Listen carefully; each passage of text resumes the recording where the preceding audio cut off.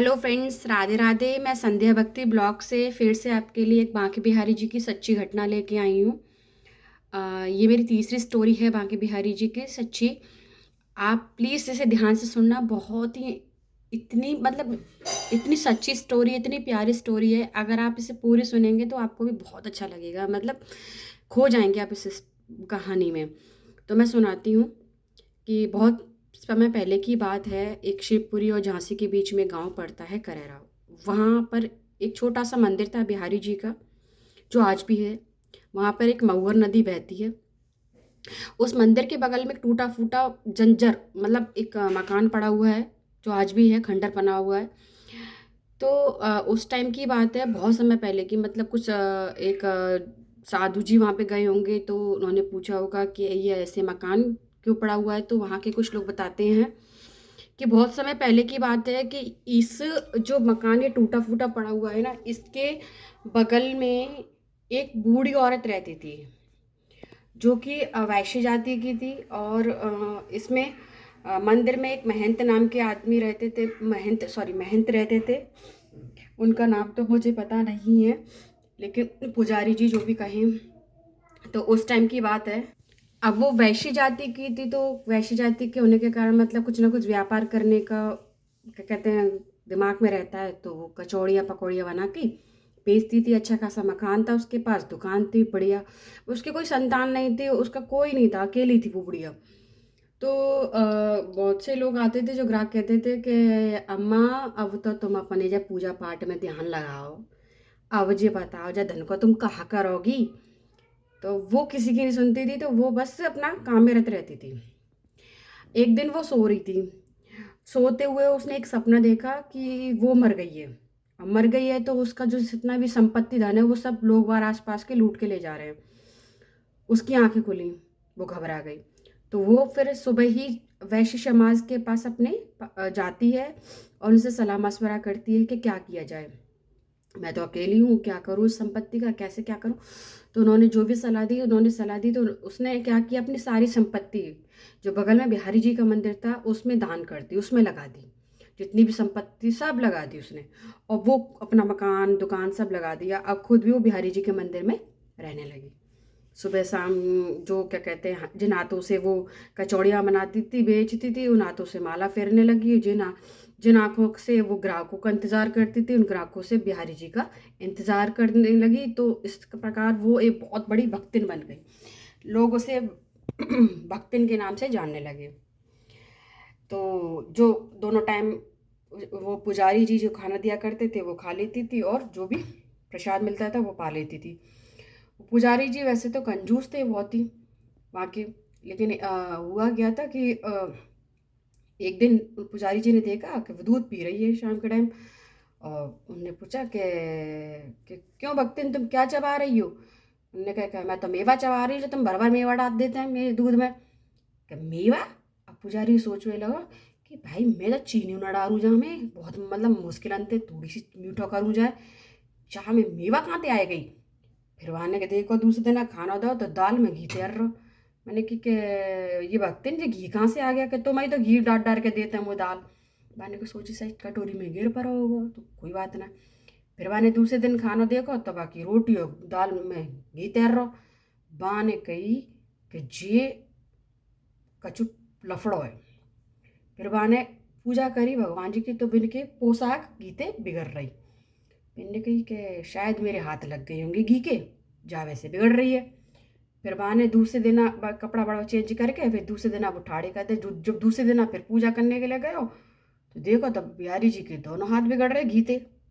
वो समझ गए कि कोई ना आए जो बिहारी जी, जो रोज़ तो मेवा खवा रहे हैं और रोज़ जाए घी पिवा रहे हैं। तो ऐसे तो पूरी रसोई खाली है जागी। और जो मैंने संतन साधु संतन को मेला रेला से चला हुआ था, फिर बाकी लिए मैं कहाँ थे उनकी सेवा करूँ। तो वान है का कही कछू तो जा बुढ़िया को मुए भक्तिन को करना पड़ेगा, नहीं तो ऐसे तो सब खा लिए जाएंगे।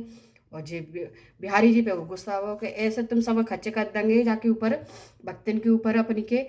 तो मैं उन्हें कहाँ से खवाऊंगा। पर बिहारी जी नहीं माने, और रोज वो देखो खाली है जा रही। अब वो खाली है तो जा रही। तो फिर वाने का करो कि कछु तो करो जाए ऐसो जी जाते कछु हुए तो बाने बुढ़िया पे कभी कालांचन लगाऊं सो दुल लोग बारो वो करें जाए निकाल दे आते। तो बाने सवेरे ही बाने कह दी ये कहते बाहर आदमी थे कि भक्तन ने आदमी रख लो है। अब भक्तन ने आदमी रख लो ऐसी बात तो बहुत जल्दी फैलते हैं। अब पूरे गांव में फैल गई, अब पूरे गांव में थू थू हेवे लगे, ताने लेवे देवे लगे, अब वो सुनावे लगे। वो बेचारी बड़ी परेशान। अब वो रोती राती क्या कहते विलाप करती हुई वैश्य समाज के पास गई अपनी। वहाँ पे कही कि देखो मैं अने अपनी संपत्ति पूरी बिहारी जी के मंदिर में लगा दी, मैं वो वापस ना मांग रही, लेकिन मुँह पे जो कलंक लगो है बा मैं नहीं सह पाऊंगी, बा कलंक के हटाओ। तो वहाँ वैश्य समाज ने बाकी बात सुनी तो वो सब बाग के संग चल रही। वो गांव की तरफ चल रही बाग के संग भाई मंदिर की तरफ। और सामने थे पुजारी जी देख रहे हैं कि ये इतनी सारी भीड़ क्यों चली आ रही है, भीड़ चली आ रही है। अब देखो कि जी भीड़ कैसी आ रही है, आप तो मुंह पे तो कुछ। फिर मैंने दूर तो देखो तो वो भक्तिन, हाँ जी भक्तिन पढ़ाई के ला रही होगी सबन ने। तो जैसे ही वो सब मंदिर में पहुंचे तो मैंने की कि भाई तूने ऐसा का कलंक लगायो कि आदमी रख लो।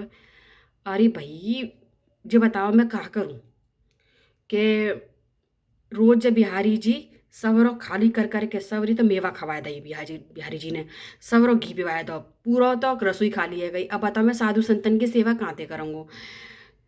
तो उनके के तो पर तने ऐसा लांछन क्यों लगाया, अरे मैंने कहा गलत लांछन लगाया होए। जाने भक्तिन ने कहा है कि वो अपने क्या कहते हैं आदमी मान ले पति मान ले बिन ने जी गोपी के रूप में मान ले तो सब जाए प्यार दे सब रखवाए जा रहे हैं। तो मैंने कहा गलत कही, तो आदमी के रूप में ही तो माने, तो मैंने कहा गलत कही। अरे तो जा प्रकार से के तो भाई तो ऐसे तो धन्य है गए भैया। तो वो सब भीड़ थी वो अचंभित रह गई, पूरा गांव अचंभित रह गो। अब पूरा गांव जो केवे कि भैया भक्तिन तो हमारे यहाँ खाना खा लो। ऐसे भक्त अगर हमारे यहाँ खाना खाएंगे तो हम तो धन्य जाएंगे जो बिहारी जी के इतने प्यारे हैं।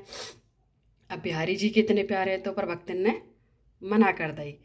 पर सब लोग अचंभित रह गए कि ऐसी भक्ति हमने नहीं देखी कि बिहारी जी ने साक्षात अपने हाथ में खाना खवाया हो। फिर दूसरे दिन पुजारी ने बातें खाने की पूछी तो बाने भक्तिन ने खाना नहीं खायो। फिर शाम को बातें दूध की पूछी तो बाने दूध नहीं पियो।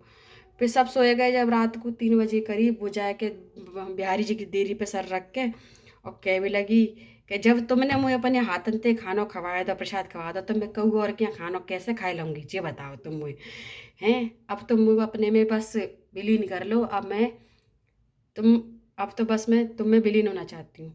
तो तभी वही टाइम पे इतनी तेज घंटी बजी, इतनी तेज घंटी बजी और ऐसा तेज प्रकाश निकलो कि सब गांव वाले जगह आए। और वो महंत भी क्या कहते वो जो पुजारी जी थे वो भी जगह आए। और सब लोग देखते हैं कि इस बुढ़िया में से उस भक्तिन में से एक प्रकाश पुंज उठता है जो कि बिहारी जी के विग्रह में जाके समाहित हो गया। तो इस प्रकार से क्या कहते हैं तो सब लोगों ने क्या किया कि मतलब उस भक्तिन का दाह संस्कार भी उसी बिहारी जी के मंदिर के पास महुआ नदी के पास ही किया और वहीं उसकी एक समाधि बना दी। तो तब से वो पुजारी जी जब तक रहे तब तक बिहारी जी की आरती के बाद छत पर जाकर उस समाधि की भी आरती करते थे। तो ये थी भक्ति उस भक्तिन की। कहते हैं ना कि भक्त अगर भक्ति सच्ची हो तो भगवान मिलने में देर नहीं लगती। तो बस भगवान बहुत जल्दी मिल जाते हैं। और मुझे तो भाई मैं झूठ तो बोलूँगी नहीं, लेकिन ये सत्य बात है बिल्कुल। जो मानता है वो जानता है, जो नहीं मानता वो उसे अभी भगवत प्राप्ति नहीं हुआ है। राधे राधे, जय श्री कृष्णा। अगर मेरी कहानी अच्छी लगी है आपको, सच्ची घटना, तो मैं आपके लिए फिर से एक और लेके आऊँगी।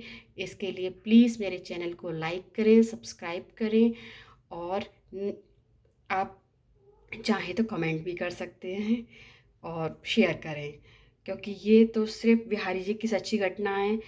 और फालतू वीडियोस को तो दुनिया शेयर कर देती है, भक्ति की वीडियोस को शेयर करिए ना प्लीज़। राधे राधे, जय श्री कृष्ण।